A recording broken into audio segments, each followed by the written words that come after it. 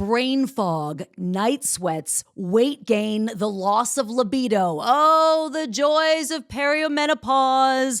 Oh my gosh, there's so much talk right now out in culture today about perimenopause, menopause, and how we treat it. Today, we're diving deeper into how it affects our sex lives specifically. Our guest is Dr. Alyse Kelly-Jones. She's an OBGYN and sexual health provider. We'll call her a sexpert. She's a sexpert. In this episode, she talks about how to better communicate with your partner about what it is that you want in the bedroom. This doesn't have to be a totally terrifying conversation. And she talks about why pleasure is the missing piece for so many women when it comes to sex and how to bring it back. Enjoy this enlightening conversation with Dr. Alyse Kelly-Jones. 3, 2, 1. Hi, I'm Colleen Odegaard. One day, I was an Emmy Award-winning television journalist, married to the love of my life, and had 2 beautiful children living under my roof. Then one day, I woke up to a life I didn't recognize. Divorced, in a career transition, with my 2 boys grown and out of the house. I had to get really comfortable being alone really fast, or I was going to lose my shit. This podcast is about reinventing yourself in a new season of life, getting to know yourself again, and having more peace, more love, more levity. This is Wake Up to Your Life. Let's talk about sex, baby. Dr. Alyse Kelly-Jones is in the house. Thank you so much for being here. You're welcome. My pleasure. People are really in for a treat right now. You're going to learn a lot of stuff, get some education, and learn some practical things about making your sex lives better, particularly for women who are in perimenopause or menopause. Can we start with this, Dr. Kelly-Jones? How do changes during that time of life for a woman, if they're having perimenopausal symptoms, how does that affect women's sex lives? Well, when we enter that perimenopause time, and perimenopause is defined as your cycle comes 7 days late. That's actually the definition. And then it'll return right back to normal, like you never missed a beat, and then it'll do it again, and then it'll skip. And so it's a period of 7 to 10 years where your hormones are dramatically fluctuating. I like to liken it to when you first start off, you're a middle school band or maybe an elementary school band, and then you get to Charlotte Symphony. So everything sounds good. Everybody's on key. The conductor is doing a great job. And then you transition all the way back to middle school band. So we all have heard what a middle school band sounds like. But in that time frame, your hormones are crazy, wacky, up and down, all over the place, day to day to day. And you begin to have symptoms related to that. So if you don't sleep at night, you will not feel like having sex. Like, I don't know a woman on the planet who goes, oh, I just spent the whole night up, let's have some sex. You like to sleep well, you'll have hot flashes and night sweats, you might gain some weight, your mood might be disturbed, and if your mood is disturbed, you're not particularly going to like your partner. You'll have times of rage, and then you'll have times where you'll be fine. So because of all these hormonal changes, sex can take a back burner. And it's important for women to realize that this is happening, but there are things that they can do about it. And they don't have to suffer with perimenopause and also with low sex drive, low libido. Mm-hmm. Because that could be a byproduct of perimenopause, right? Your Right. libido is affected. Right. You just don't feel like having any sex. These are women that are typically prior to the entry into perimenopause, they were fine. Their sex life was good. They were having orgasms. They didn't have any sexual pain. And now they've entered this new phase of their life, and either there's something getting in the way, like they have pain or they're not having orgasm, or they just don't feel like having sex as much anymore. And so my job is to kind of figure out what is causing the problem. Because it could be that, or could be a partner issue, upbringing, and what our parents taught us always play a role. Medications that women are taking can affect their sexual desire. Medical problems. So if somebody has a lot of medical problems, your body is thinking about trying to heal the medical problems rather than trying to have connection with your partner. So there are a lot of things that can play into having a good libido, but perimenopause, I'm typically trying to fix the perimenopause first, and then I see, okay, how's libido doing? Is libido still a problem? Then let's try to address libido. Okay, if we're addressing the perimenopause, what does that entail? So there's kind of two ways to do this, and I always tell my patients there's two ways to do this. One way is to kind of tell Mrs. Ovary she's fired. She's doing a horrible job. She's working. She's not working. She's overworking. We're done with you. We put a woman on either a low-dose birth control pill, a patch, a ring. All are great options. So something that really suppresses the ovary from functioning. And then we see what gets better. That's especially beneficial for women who have mood issues that are cyclical or women who have really bad bleeding. That bleeding is a sex killer too. And so those patients, we seem to go that way. But then we have other patients who are like, maybe it's their testosterone is low. Maybe they only have mood issues, but at a certain time of the month because, remember my symphony analogy? When progesterone falls in the third week of our cycle, that can cause significant mood issues. It can cause night sweats. And if we can fix that with adding some progesterone, that can be simply all we do. If it turns out there is still problem with libido, then what happens? So then I have to dig a little bit further. And it's always interesting to dig further because I will find stuff that I didn't know that when I started to fix your perimenopause. And I often say to patients, I'll say, these are all the things that can impact your libido. Is there anything that rings true for you? Like I'll bring up, what did your parents teach you about sex? I'll bring up partner. Is your partner's libido good? Does he have any issues, erectile dysfunction, low testosterone, low energy, fatigue? And I'll look at their medicine list. Well, you're taking a medicine that affects orgasm. Are you having orgasm? How do you have orgasm? Sometimes women say they have orgasm. They tell their partner they're having it and they're not. Does your partner know you're not having an orgasm? Are you faking orgasm? And so all of these will play into a role. And as I list all of those things, and then I just let the patient talk. What do you think? And usually they can help me with what's the next step. We have 2 FDA-approved drugs to treat low libido in women. 2. Men have over 30. And many of the men's drugs are testosterone. So in all fairness, but still, this is a problem. One of them is now as of this year, will have been approved over 10 years. No, 10 years, I think, in July. It's called Addyi, and it works in the brain. And it is prosexual because it increases neurochemicals that help with libido. And then the other one is called Alyse, and it's an on-demand. So when you want to have more libido, you give yourself this little tiny sub-Q injection, and it will help you improve your libido for 24 hours. So there's advantages and disadvantages to both of them. So we go through those options too with patients.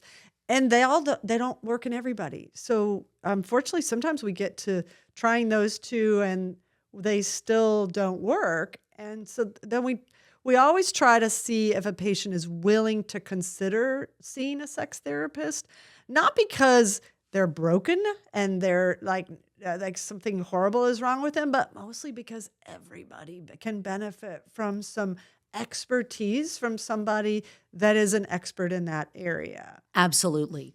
I want to go back to something you said a moment ago about women who are faking orgasm. They're not telling their partner that they allow their partners to believe they're having orgasm when in fact they're not. You have called it mercy pity sex. Yeah. Many women are having mercy pity sex. And we're talking about heterosexual relationships, long-term couples. They just don't feel it. They're not in the mood, but they know their husband's going to be angry if they don't give it up, if they don't have sex. So they go for it and they do it. Why is this a problem that people are faking orgasm? Well, there's many things that are a problem in the things you just said, but faking orgasm basically reinforces to your partner that what they are doing to you gives you sexual pleasure when it does not. And I think we, as a society, we have basically taught women that the penis goes in the vagina and you have an orgasm. Mm-hmm. And for many women, it doesn't work that way. For many women, they require direct clitoral stimulation, either hand, toy, vibrator, device, or partner stimulation in order to achieve orgasm. And so both men and women think what I said initially was that penis and vagina sex causes orgasm. And in fact, it doesn't for 70 to 75% of women. So only 30% of women have an orgasm through penis and vagina intercourse. Mm-hmm. And so then women reinforce to their partner that what they're doing is causing an orgasm. And we know women can fake orgasm. We have it in the movies. And so that becomes a really horrible situation that she's in. Her partner thinks he's doing it all right. And in fact, he's not. So I'm always, this is one of those shame-based messages that we are basically shaming women to, well, it's supposed to work that way. So I should work that way. So I should show him that I'm working that way. When in fact, if anything, she should get really real and say, hey, that's not how I have orgasm. This is how I can achieve orgasm. Why don't you help me with that? And we take couples through a whole, sometimes they have to watch. Sometimes after watching, they can be shown, like the person will put their hand somewhere, show them how it's kind of like there's an itch in the middle of your back that you can't get to, right? And if you have to tell somebody how to scratch that itch, don't you say, go left, go right, go up, go down, harder, slower, faster. All of those adjectives will help that person to know how to scratch the itch on your back. It's a great analogy. Same with orgasm. It's a great analogy. So have those conversations. I'm thinking about your patients who come in to talk to you about these things.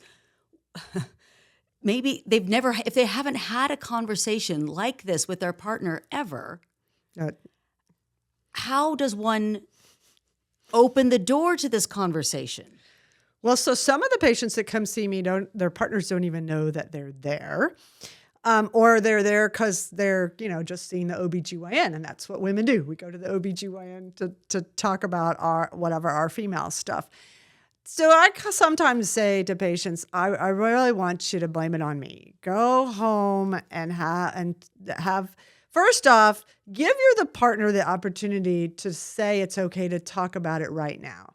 So the beginning part of this is, hey, I have something really important to talk to you about my visit today with Dr. Kelly-Jones. Is now a good time, or when would be a good time? Okay. So it's just like trapping your kids in the car. We don't want to do that. We don't want to do that to our partner either. So then once you start the conversation, I really learned a lot from Dr. Kelly-Jones today. And if it's about the faking orgasm, and I really learned that what I thought was an orgasm is not. Because I'll actually ask women, tell me exactly what happens when you have an orgasm. And then we go down that path of having that conversation, getting re-educated. She's going to help me. She's going to start to work on things. But part of what we work on, we have to work on together. And especially if she's having orgasm by herself, she knows how to do it. Actually, women think that that's not an orgasm. If they're only having an orgasm by themselves, they don't think that's an orgasm. Like, nope, that's an orgasm. It's just by yourself. So we're going to have to now teach your partner what you're doing. Back to my back scratching analogy. Got it. When you ask your patients, what is happening when you have an orgasm, or what does it feel like? And you said sometimes they think they're having one, but it's not really one. What are their answers? What are they saying? Some of them will say, I get really wet. Well, that's arousal. That's not orgasm. Some of them will say, it feels good, but then it just kind of goes away. Some of them will actually have pelvic floor contractions. And I'm like, well, if that's happening, you're getting closer. But I think it's described as it's a dramatic boom, like a rocket ship going off. And it really, one of my sex therapist folks describes it as a stair step. Like as you're going up the step, you get a little bit more aroused, and then you plateau a little bit, and then you go up again, and then you go up again, and then finally, and even some women, as they're getting closer to orgasm, it becomes a little irritating, like, ooh, that's too much stimulation, and they actually have to pause for 1 to 2 minutes. So I say pause, do something else, stop your stimulation, move away from the clitoris, and then do something different, and then come back to it, because then they can kind of reset a little bit. They don't go all the way back down the stairs, but then they can go and move. And remember, our clitoris looks like a wishbone. So the piece that we think of as the clitoris is really the glands of the clitoris. It has 5,000 nerve endings, maybe more than that. Some people say more than that. But that direct stimulation can be sometimes irritating. So we can stimulate the legs or the crura of the clitoris, and that can be pleasurable too. So it doesn't have to all be about stimulating the glands. And as we get closer, we may need to move away from the glands. And this is all the things that a woman can inherently feel as she's doing it to herself, but a partner may have to learn, like by watching. You don't want women having mercy pity sex. You don't like that. I don't like that either. It's not good for anybody. You want women to be able to reclaim their sexuality and enjoy it for themselves, not just do this for their partner, not just do this for the marriage to keep it healthy. You want them to actually want to do this and have fun while doing it and experience pleasure. Right. So even like the women that are faking orgasm, they're reinforcing the negative aspect of that. Women who are having mercy sex or pity sex are actually reinforcing the negative aspect of that. It becomes a task on my list of things to do. Okay, I checked that box. Hopefully he won't ask or she won't ask for another week or to 10 days, maybe a month. And I feel okay about that. And I think it's important for couples to realize, as we are in coupleship, right? We've been connected for a while. We can move from having spontaneous desire, I like to call that hot, sweaty monkey love desire, to more of what we call responsive desire. So I may not feel like having sex until something's happening. You're turning me on. And so I think women need to know, what are their turn-ons? And sometimes I get blank stares when I ask, what's your turn-ons? And that's then is part of the problem, right? What it used to be, he did this to me, he kissed me, and that made me wet, and I was turned on. But now I've been kissing him for 20 years. That doesn't work anymore.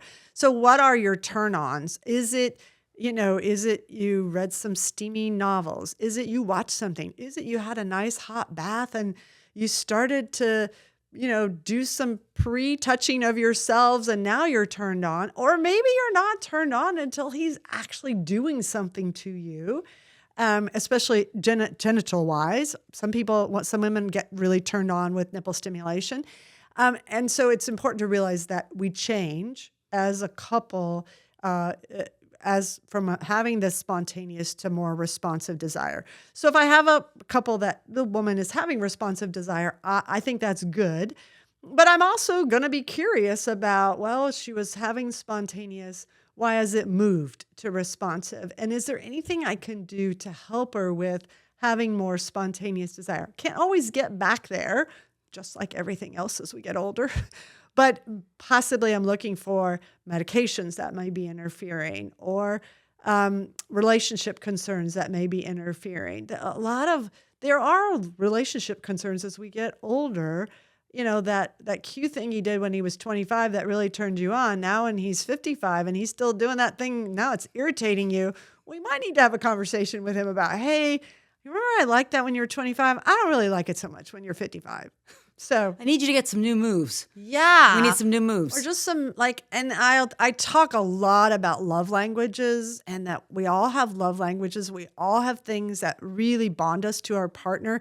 And we need to know what our love languages are, and we also need to know where our partner's love language is, so we can actually speak each other's love language. Like, do I really like getting flowers? Or do I really like when you touch me? Or do I really like when you empty the dishwasher? Or, each of those is a different love language. And so he has them too, and we gotta speak each other's love languages. A lot of women experience painful sex. They have pain during intercourse.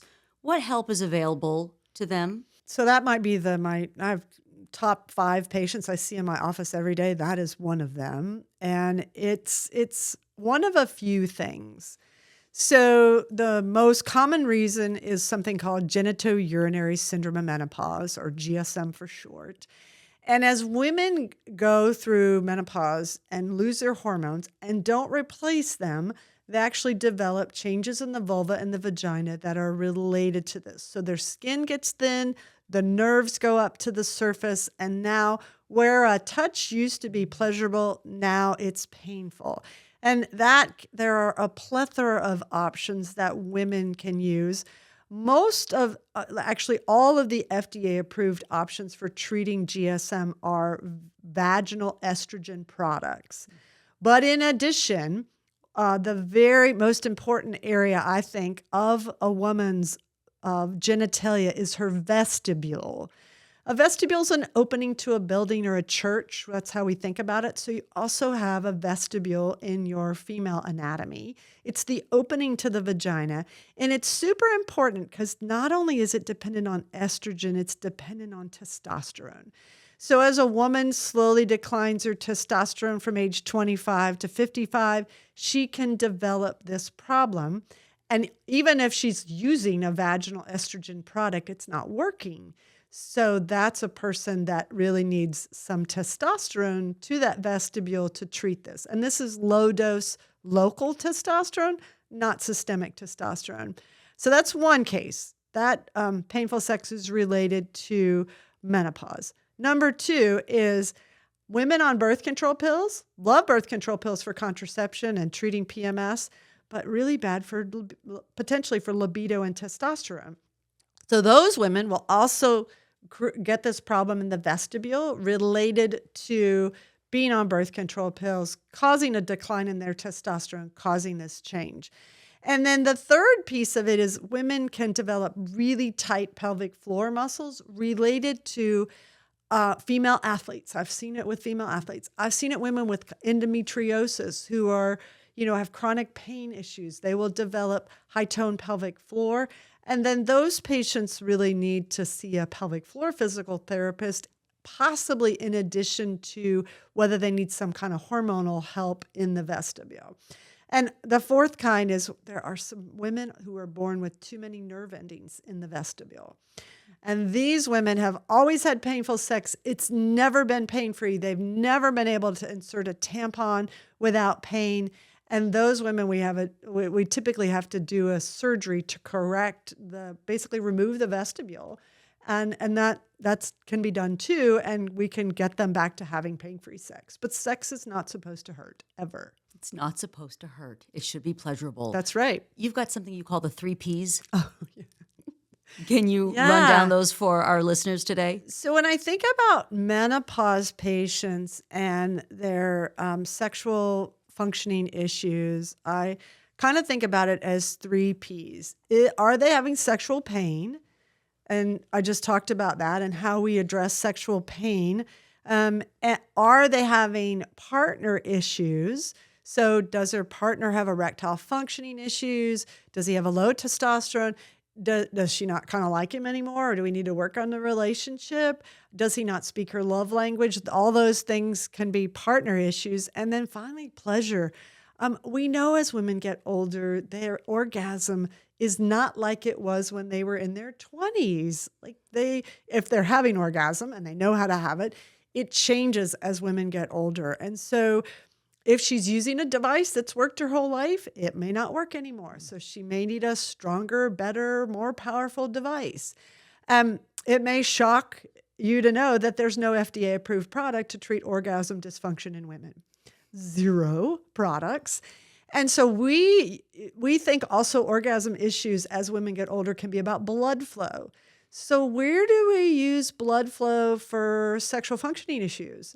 Men's erectile functioning issues, right? We put them on a PD-5 inhibitor, drugs like Cialis, Levitra, Viagra, to treat their erectile dysfunction. Well, guess what we do for women? We do off-label, so it's not FDA approved. We use the same drugs to help potentially with their orgasm concerns. And we have a lot of success with those. So if we maybe a stronger device, obviously fixing their GSM if they have it, and then maybe some daily PD-5 inhibitors to help. Because, and our third P, was that our third? The three Ps: pain, partner, And pleasure. Okay, got it. Pain, partner, pleasure. What do you want men to know? If any man has stuck with us this far, what do you want men to know when it comes to their sex lives? And if their partner is going through menopause and maybe she feels self-conscious because she's gained some weight around her midsection, she's not feeling good about her body, having a hard time losing that, she's not really feeling sexy time right now. How can a partner help? It's funny because partners can play a key role. And what happens a lot of times in these relationships is partners give up. They want to save face. They don't want to keep asking and keep being rejected. And that's really tough. And so almost the worst case scenario is I hear in my office is, well, I don't really feel like having sex, but he doesn't either. And so I'm like, why doesn't he either? And if you guys are okay with that, I'm okay with that. But is there something going on there? And a lot of times women will come to my office. Let's just take pain, for instance, and I can fix their sexual pain. I can fix that. And then magically they expect their partner to start asking for sex. Doesn't happen. They may have to become the person that asks for sex, so he now knows it's okay to ask for sex again, depending on how long this has happened. And so, I think it's really important for partners to have that moment where they also say, I have something really important to talk to you about. When is a good time? Is now good? Would Saturday be good? What's good for you? It's about you and I and how we connect. Okay. And then sit down and say, I've noticed lots of changes. Try not to make it about her. Use those I messages. I'm feeling a little lonely. I'm feeling like I'm not connected to you anymore. I know you're going through a lot with your menopause, perimenopause. How can I help to kind of rekindle this? Because I really miss it. And I think if they can approach it from that, not blaming, not pointing fingers, you don't do this anymore, you don't do that anymore, we used to do this, then I think that is an opening, and hopefully the female or the female partner would be more open to having a discussion about it, because she probably is feeling the same way too. I think that's a beautiful way to have that conversation, really stating your positive intention for the conversation. I want to talk to you about this because I love you and I value our relationship and I care about you. That's why I'm bringing up this thing that might feel difficult to talk about, but it's because I desire for us to be even closer. Right. Or to recapture this part of our lives. I think that's a beautiful conversation. And then, I'm like, even if they're rejected, just potentially really keep circling back to it. It may not be a good time now. When is a good time? It's super important to me.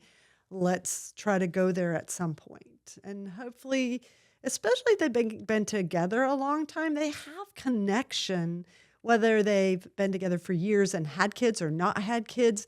They have that ability to connect on some level, and that can be brought back.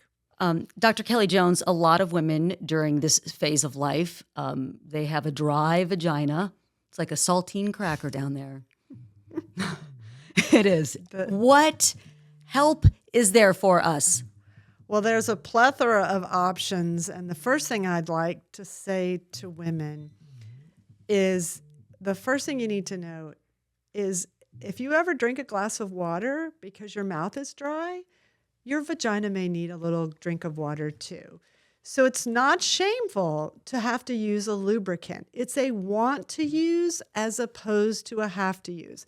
And one of the things I commonly say is all of us, men and women, should have a beautiful bottle of lube at our bedside that we don't have to hide away, that's right there, that is ready for use whenever it's needed. Now I know what to bring for hostess gifts when I go to parties. Here's your beautiful bottle of lube to display on your nightstand. Right. Genius. But you're right. We should have that on hand. Right. Yes. And whether a woman is in menopause or not in menopause, there are times when she just doesn't get lubricated like she used to. We referred to that when patients are in long-term relationships. Arousal may not happen. And so why not? Hey, and even in partners, like why does it have to be the woman that goes, I'm a little dry, can we get a little lube? Why can't the partner go, oh, she's a little dry, there's a lube. Let me put some on me and let me put some on her. So there are different kinds of lubricants. If you Google lubricants on Google, you're going to get a lot of choices. Do you have a favorite? I do have favorites, but there are three basic kinds. There's silicone-based, there's 4 kinds: silicone-based, oil-based, combo, and then water-based. And so women need to know about each of those. Silicone is my favorite because it's slippery. A little goes a long way. And they actually have beautiful bottles. Uber Lube is one of my favorite. They have a beautiful glass bottle that looks good on a bedside table. So silicones are my faves. They go a long way. A little goes a long way. Water-based lubricants can be kinder, gentler for the vagina, but they have to either be re-wet or reapplied because they can get sticky over time. Oil-based lubricants can break down condoms, so they're not so good if people are trying to use condoms, but they actually are also very pleasant. And one of my favorites is coconut oil. They can change pH of the vagina, so if we have somebody that gets more infections, that would probably not be my favorite. And then the combo-based products are probably, they're the nicest because they have a little bit of silicone and a little bit of water-based, but I think women need to find out ones that work best for them in their specific situation. Everyone I love is getting a bottle of Uber Lube. That's what everyone's getting. Woohoo! Okay, I have one more question for you. For couples who've been together a long time and they are not having that spontaneous desire, sex has become perfunctory, they just don't get that feeling anymore. What advice do you have for couples in that situation? So is this a couple that when they have sex, they enjoy it? Yes. Okay. So that's good because I'm going to put my sex therapy hat on for a moment. I'm not a sex therapist, but I do a lot of this kind of work in my office. One of my favorite things to do, and I actually think people respond to it really well, is to do something called a couples contract. And so that couple goes home and writes it out on a piece of paper and may post it or put it on their phone or whatever. And they decide on some interval, they're going to have some level of intimacy and they're going to trade who initiates it. So we could call it the 3 I's. The interval can be anything the couple decides, 5 days, 7 days, 10 days, 12 days. The intimacy, whoever initiates is in charge of the intimacy. So if they want to do intercourse, they can do that. If they want to kiss for 30 minutes, they can do that. And then the initiation trades because then it makes both people responsible for the sex life, okay? This is not scheduled sex. Every Friday we're going to have sex. This is, say, you initiate tonight. It's Thursday, and you decide the interval is 7 days. Sometime in the next 7 days, your partner initiates. Next night, 2 nights from them, 3 nights, but now it's his turn or her turn. And so I think it's very important. And some of these could be fun, like spread the petals out on the bed and put the candles everywhere and light the or put the music on. Or some of them could be just like grab him by the collar and throw him in the bedroom and take him. So they can be both, and it could be fun. And then if it's become Groundhog Day, meaning he does this and I do this and he does this and I do this, then it's time to break out of the Groundhog Day and maybe start reading some stuff or going on websites. Oh My God, Yes, or OMG Yes is a great website for information. And then there's actually an app called Rosy, ROSY, that you can put on your phone that has erotica, and it has all kinds of things that women can use to help, men and women can use to help their sex lives. Great stuff. Anything else that you'd like to mention that we didn't get to? Oh, I'm sure there's things we didn't get to. We're going to need a part 2. But we have a limit. We'll do a part 2. We can have you back all the time. You're such a wealth of knowledge. Again, if people are suffering with symptoms of perimenopause, menopause, talk to your doctor about that. And when it comes to your sex life, don't suffer. Let's have the most robust, wonderful sex life for as long as we can. That's a great place to end it. Thank you so much, Dr. Alyse You're Kelly-Jones. welcome. You're welcome. Thank you so much for listening to the Wake Up to Your Life podcast. I love connecting with you, so reach out to me on Instagram at Colleen_Odegaard. My podcast is also on YouTube now, so you can leave a comment on the podcast episode and tell me what resonated with you. You can subscribe to my channel at the link in our show notes. Thanks again, and I'll see you in the next episode.